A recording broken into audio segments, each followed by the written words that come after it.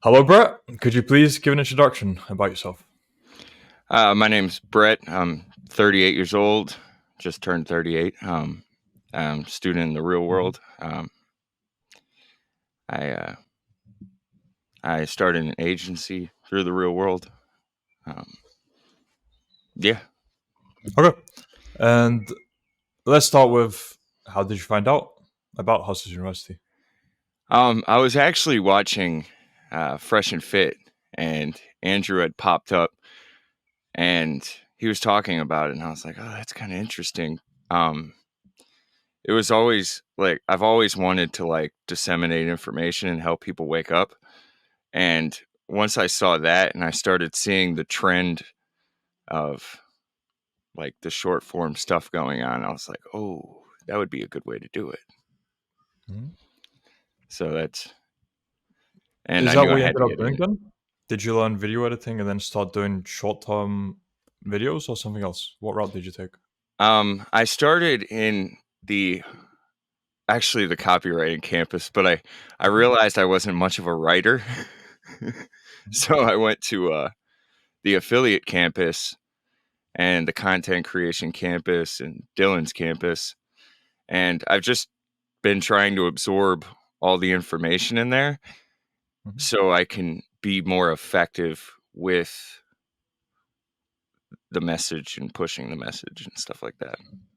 Okay. So even before joining, you already knew what your purpose would be, and Yeah. then Hustlers University helped you get to that. Did I understand that correctly?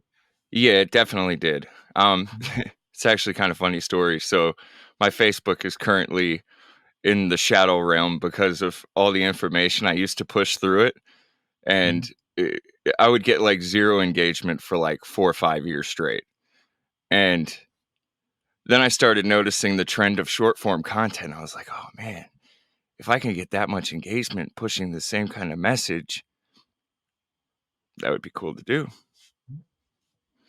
Where did that need actually come from? The wanting to wake people up, let's say it that way. I was kind of in a probably from me, like I felt once I started seeing how the world really worked and operated, it was like, oh crap, I've been living in a lie for so long. And it's like, it's kind of crazy. So now it's like, oh, I want to help other people get up. Mhm. At what point did that click happen where you like realized the world was a lie? It's probably like 10, 12 years ago now. Mm. Was there a specific event? Because for me, it was 2020 where I realized, government doesn't have our best interests at heart, and there's a lot of other things going on. So that was my moment. Would you have a moment for you? Yeah, it was Obama's second term when he got reelected. Hmm. And And why is that? well, I just knew something. I felt something like this can't be right. This can't be like happening. And I don't know if it like triggered me but it just nothing made sense. Like the world I was living in was not what they were saying it was, and it just kind of triggered. Okay. And that's where Andrew's message resonated with you when you found out about him. And then you joined Hustle University to see what that's about. Then, as you said, you got into affiliate marketing, copywriting, social media. So, is it from there that you started making short form content, or did you do something else as well? Yeah, I originally started just learning the short form content. Like I uh I have I had a full-time job and a side gig landscaping business at the time. And so I was kind of playing with a little bit of time during my day to actually do any of this stuff. So I knew going into it, like I was going to have to like devote all the rest of my time just to learn how to do the stuff. And it did take a while. I was like 36 at the time, never really been a computer guy, never really been a tech guy. And so, jumping into this was kind of like, oh, yeah, there's a lot to learn here. Mhm. So I spent a good year just trying to figure it out. Right. And then how did that evolve from basically no knowledge about it to where you are now? What was the process like there? Maybe what lessons stood out to you that helped you? And where has that gotten you at the moment? So just learning it, I think the biggest thing for me after I really learned what it was to make the short form content was networking. I would put myself in groups, get to know everyone in the groups, and that's how I would get a client. So, example, so I got in. You've, I'm sure you've heard of Fresh and Fit. Mhm. Um, I got in Fresh's CEO network, and I just started, giving him videos, providing value, making videos for other guys in the group, and before you Mhm. know it, that was my client pool. Which the networking, I think, would be that's some sauce. Mhm. All right. And how did that continue escalating then? So you got your first clients. I even actually wonder. So you're fairly new to what you were doing. How did you how did you value yourself and your time? What kind of rates were you giving to clients? And how does Um, that work as well? at first, it Mhm. was I think it was hard to get to know the kind of value I had, which is kind Mhm. of weird, but well, I guess really not that weird because, the whole psyop and everything. But, it's getting to know like the actual value you have is, I think, a lot of the battle in the beginning because Mhm. you'll give out, oh, well, I think I'm going to give this guy this price and it's super cheap just to get the client. And you find out really quick people don't want to work with cheap people, and you should value yourself a lot more than Mhm. that. Okay. So that's advice in hindsight now, but what was your approach then? And how has it changed? So how much were you actually charging? And if you're still doing that, how much are you charging now? If you're comfortable revealing. So when I first started, I was doing like 3 videos a day for a client for like $1,000 a month. And I found out really fast that, like, okay, so that's a lot of time Mhm. involved. So then after got about 2 clients like that, and found out, okay, well, now I'm slammed with work and can't really hire anyone onto the agency because there's not much money there. So then I had to start doubling it, and now I'm charging anywhere from 10 to 15,000 Mhm. a month for that. Mhm. And still for 3 videos a day, right? Yeah. Yeah, which is very solid.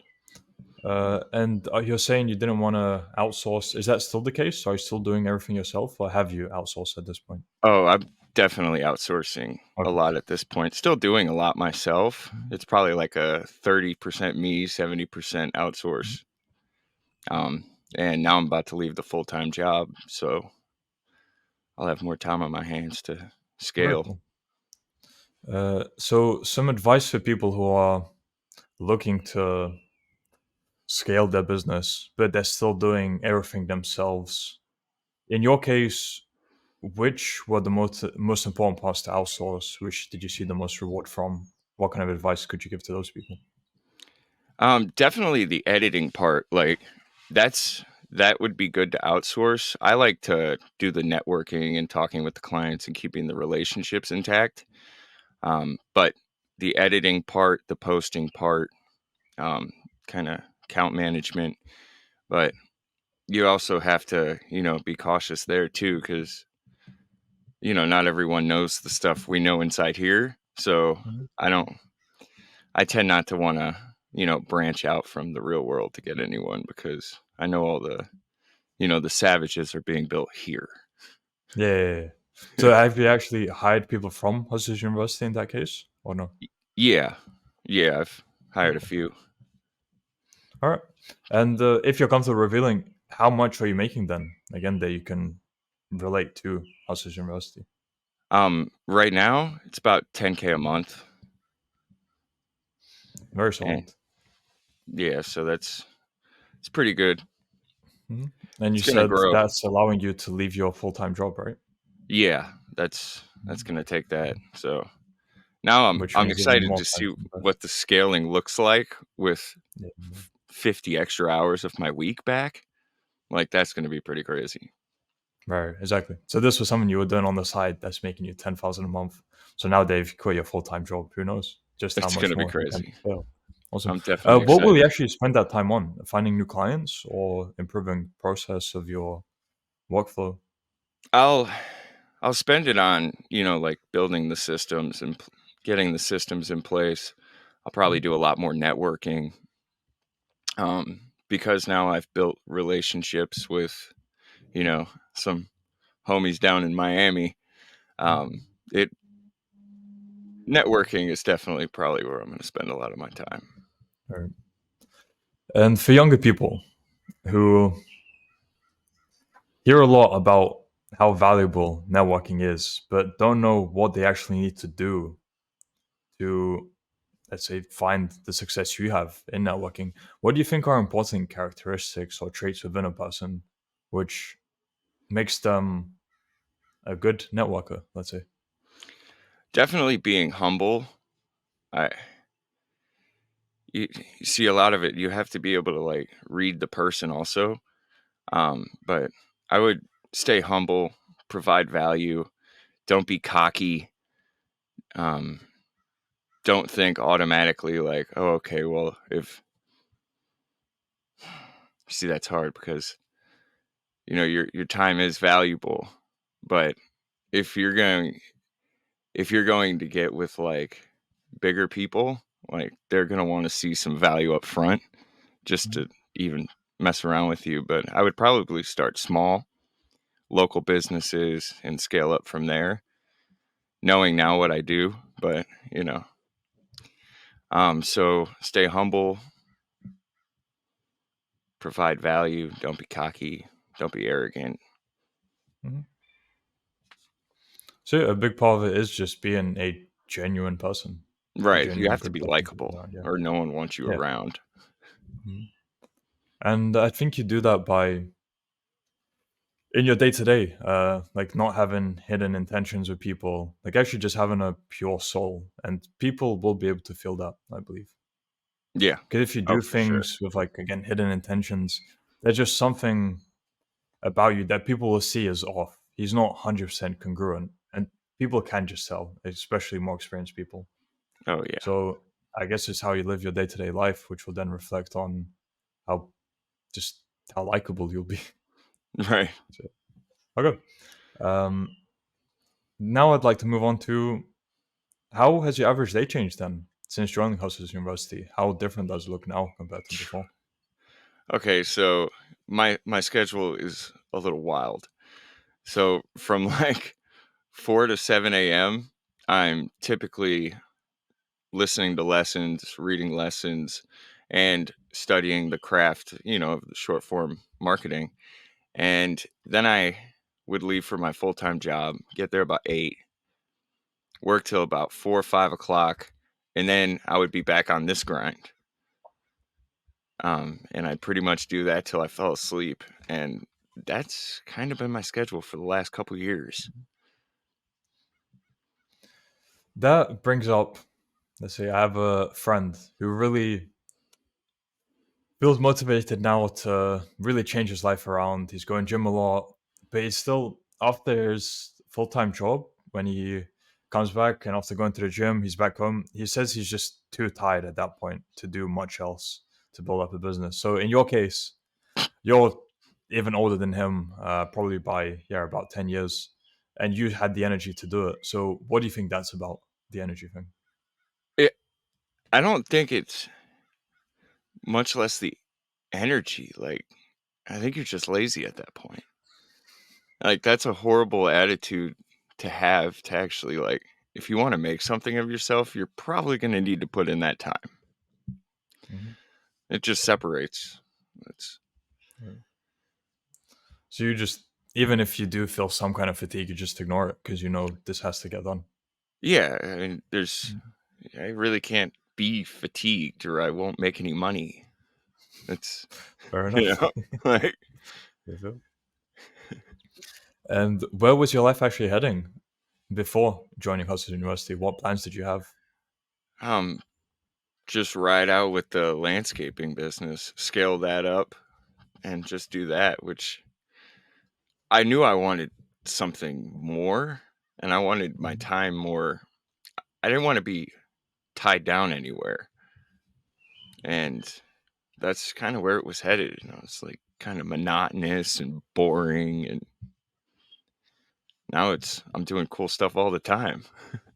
Where, um, and let's say for older guys, older than you, who think they won't be able to get into the technology sphere because maybe it starts getting more complicated, all the new things that are coming out. Um, what's your perspective for them? Like they're thinking maybe they have to do something more physical. Are you saying it's completely possible for anyone to do anything technologically, no matter the age, or are there some limitations? It's There's going to be some limitations at first, and it's going to be frustrating as hell, but it can absolutely be done if you put in the time. Um, yeah, it was tough getting in. I felt like I was beating my head against the wall for like a good 6 months to a year, and Hmm. like, it just is what it is. We come from a different time, but you got to get with the times. So maybe you're saying it just takes longer to learn, but you still can learn if you put the time into it. Right. And, they're going to have other stuff going on in their lives, through careers and kids, maybe, wife, this, that, the third, but just devote like some time a day. Maybe if you devote an hour a day for a couple of years, you'll have those skills by the end if you actually stick to it and put in the work. Mhm. Okay. So some very solid points covered so far. Seems you have a very good mindset. Where do you think that actually comes from? What gives you that kind of mindset? Mm. It's, it's definitely a lot there. I think you older, you go through a lot of things in life. Um, a lot of the times, like before it clicks, things just kind of beat you down. You get calloused and then weathered, and eventually you can't really pay attention to that. Mhm. And I think it builds up a resilience in you to where you just want to, like, you realize there's, like, a lot of the other stuff is just foolish. There's no time. You can't spend your time doing a lot of these things and letting it beat you down. um Been through a lot, so just kind of, you got to change your mindset on that. And in the case of being through a lot, wonder what your mindset is on for people who experience or go through traumas. I know Tate has a perspective of you just work through it, but in your case, do you think you need to solve it or work through it, or a different perspective? I do think you have to work through it. So, example, for instance, my older brother passed away this last January. And yeah, of course that was tough. Of course it was tough, but it's you got to be you just got to keep going. You got, you know, I think mindset is a huge thing. Um a lot of people would be destroyed by that. Mhm. But with me, it it almost made me work harder. It's like, "Oh, now I got to take it up another level." You got to be able to switch it like that. Mhm. So I do agree with Tate's mindset on stuff. Even with, Okay. devastating things that happen in life, you just got to keep going. Mhm. And when you say, well, seeing how hard you're, I don't really like using the word grinding, but I can't think of a different word to use. So seeing how hard you're grinding, how much work you're putting into all of this, is your purpose still the same as it was before, or has your purpose evolved over time? It's definitely evolved. So, Mhm. um, I wanted to get into this to help push a message and help wake people up and have some influence. Um, but like now it's kind of turning into this thing where, okay, Brett, so now it's your turn to get on camera. And now it's like personal brand, still got the agency. So I think I'm always going to have like a bunch of shit I need to, or stuff I need to work on. No, completely. Okay, my bad. All good. All good. Interesting. So you're looking to leverage your agency to build your own personal brand, or have you already been doing that? I've been doing that. Mhm. Um, I was actually just on Fresh and Fit like a couple weeks ago. They Very nice. started like this new dating show, and I Mhm. went on there, and yeah, it was kind of funny. So interesting to see how things have gone full circle. So that's where it began. You find out about Hudson University through Fresh and Fit, then you get your clientele through Fresh and Fit, and now you yourself are on Fresh and Fit. Right? Yeah, it's kind of a crazy circle. So like I knew Very. like when I was watching Fresh and Fit, hearing about Hustlers University, like I was like, oh, how do I get to these guys?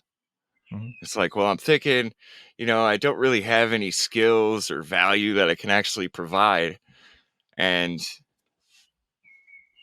got some, and now I'm here.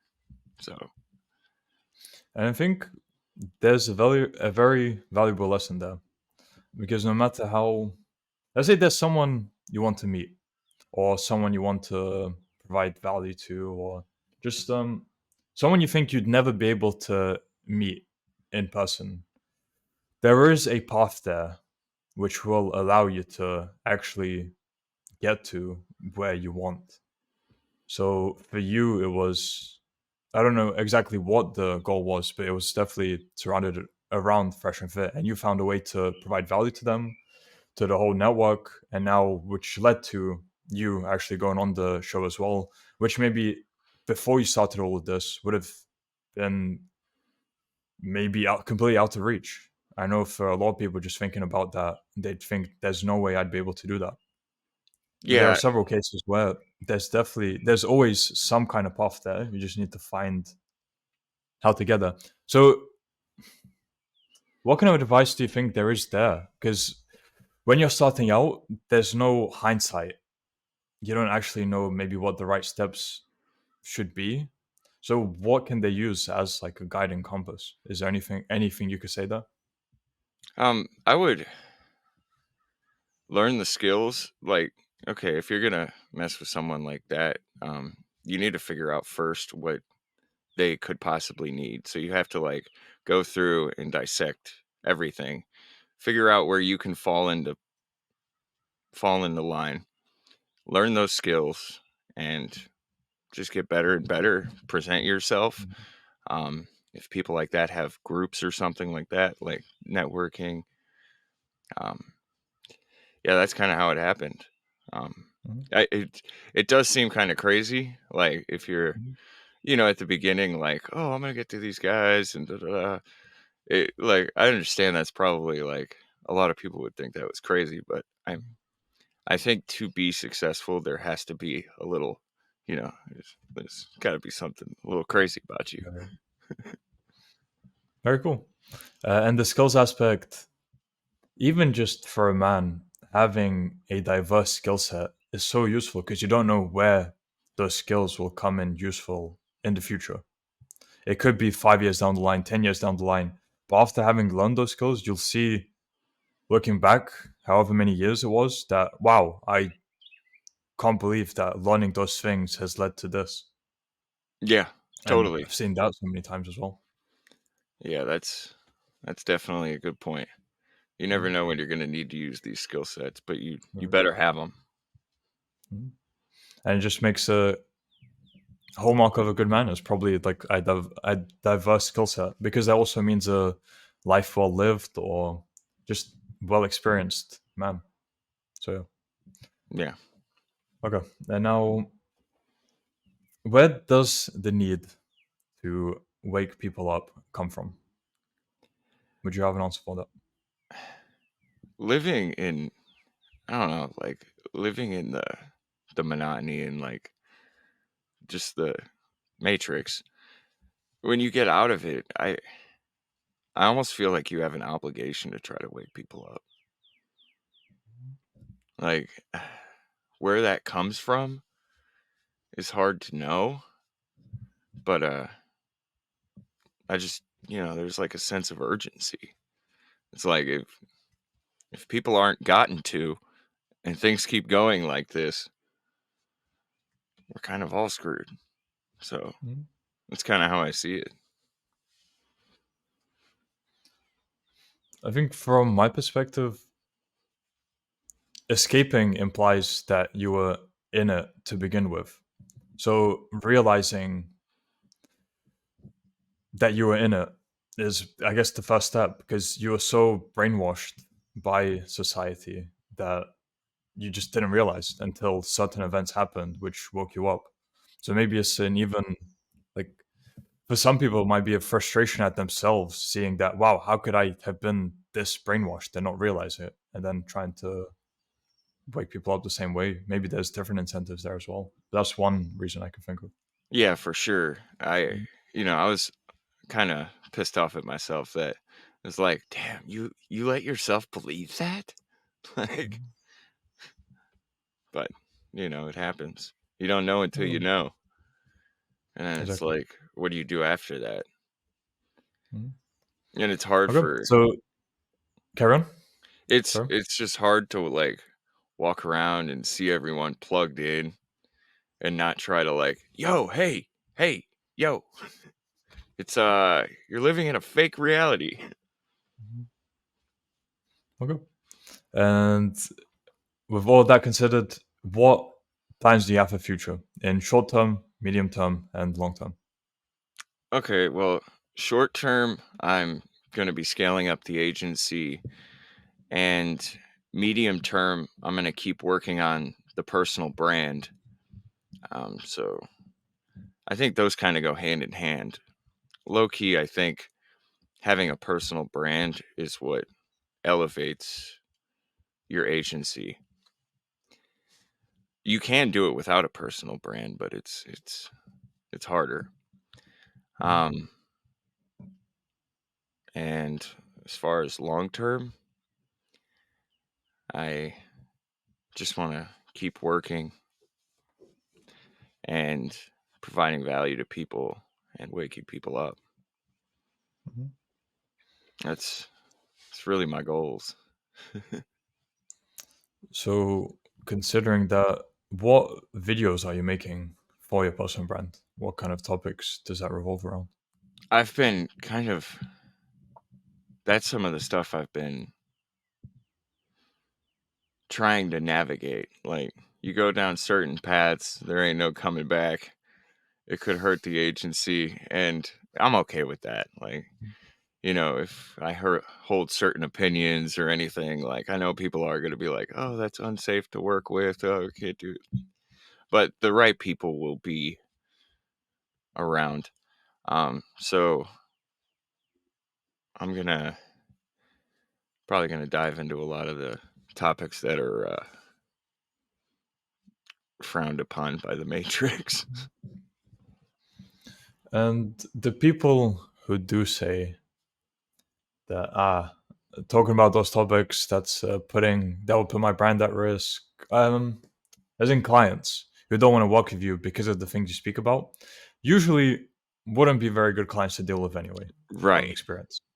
So Yeah. it's not like you're actually losing out on that much, to be fair. And right. And I couldn't imagine myself pushing a message I didn't Mhm. like, already like agree with. And I don't Mhm. have to agree with everything they say, but like the overall message, I wouldn't want to Yeah, work with someone that was plugged in anyhow. So mhm. I didn't see it as much of a loss. Fair enough. Okay.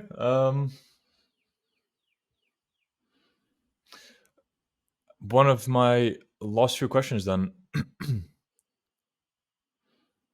If you have a family, what do they think about what you're doing? At first, they thought I was, kind of wasting my time with it. Like you're wasting your time. It's not going to turn into anything. Um, and I was like, okay, that's cool. Okay. I'm stubborn as hell. So like that wasn't ever going to work. So Mhm. that's, but now they're seeing a lot of these a lot of these things that I'm doing and they're like, "Well, what the hell?" Mhm. Like how are you doing that? It's Mhm. like, I'm just going. And that's So, a great feeling, yeah, as a it man, is. like proving what, like showing your true value to the world. Because maybe you might have seen it within yourself, but the world didn't, and now the world is seeing it as well. Yeah. So yeah, I think a lot of the process first was actually like the first battle is seeing the value in yourself. true. And then, like having the confidence to have, like show what you're doing and have other people believe in you too. Mhm. I think that comes full circle too. I am interested in that, seeing the value within yourself, because people with maybe rough childhoods, low self-esteem, they won't be able to see that. It'll be very hard for them to comprehend. So, is there any kind of advice you could give to those people? Mm. Yeah, I probably had one of those upbringings. It was very hard for me to see the value in myself. And to be honest, like sometimes I'm still like, oh, I can't do that. Uh, and then it's like, "Ah, nope, you can. You know, um, so as far as getting past that, I mean, the first step is waking up. First step would be waking up and you have to acquire skills to have the value in yourself, whether it be character traits, um, physical skills. I would recommend learning more, going to the gym, build yourself up, learn skills. These are things that are going to build your self esteem and give you value, a sense of value for yourself. That's what I would recommend for sure. Hmm. Great advice. I know it's something I would have needed maybe 6 to 8 years ago. So yeah, It's great hard to as a hear. guy. It's hard. Mhm. Like they're pretty much told they're worthless their whole lives. So breaking that spell over them is like it's actually very easy to break it, man. You just build yourself up. It's Mhm. like don't settle for that 9 to 5 or the dad bod or whatnot. Like you have to build the value in yourself. And a lot of them think they can't, but everyone can. Exactly. Okay, so yeah, thank you for that. And now to wrap everything up, for people who are unsure about joining Hustlers University, since this basically began for you there, what advice do you have to people who think it could be a scam for the $50? It's yeah, that kind of irritates me. But like it's definitely not a scam. Where the world is going now, um I always when I try to tell people about it, I'll say it's like an online trade school. So it's like you have the real world trades like the plumbing, the electrician and whatnot. But then there's a digital world. And these Hustlers University teaches you the digital trades that are going to be like wherever they're at right now, it's going to keep increasing in value, the skills that you learn in here. So it was kind of cool to see like the overall picture of Hustlers University. Like a lot of these guys that are making money now are going to be the industry leaders for all these fields in like 5 years. So Hmm. just that picture is it's definitely something you would want to go into. And if you're a young guy going to high school, it's definitely worth getting in Hustlers University. You'll make way more Right. than your teachers. And that's a very interesting perspective to have there. And it's probably completely true that, as you said yourself, people who go through Hustle University will be industry leaders in a fairly short amount of time at this point, just from how much technology is evolving and everything in HU is always up to date. So just HU will continue evolving, they'll continue evolving, and there's nothing else that can keep up with that There's kind no of one evolution. there's no Mm, one that's going to be able to keep up with us. There's no way. mm, love If that. they start now, they're like 3, 4, 5 years behind. So Mm, inevitably, over a long enough period of time, we will be the industry leaders. indeed. All right, love that. And now, if people want to find out more about you or contact you, where can they do so? I'm most responsive probably on Instagram and Telegram, at Brett Osika, BretTTOSIKA. Those would be the places to get a hold of me. Okay, so I'll add those to the description of the video. And Brett, thank you for coming on and sharing your story. Love the conversation. Those, I think it's been about 35 minutes, just flew by. Did not feel like that Yeah. amount of time. Oh, it is And 35 minutes. yeah, it would be great to hear how things evolve for you, to do a follow up in some amount of time, 3 to 6 months, basically any period of time as things continue evolving, just to document the progress. I mean, that would be very useful to look back on in 100%. the future as well. And Absolutely. was, yeah, great speaking to you. Yeah, Thank you you for too, coming man. on and wish you all the best. Yeah, appreciate it.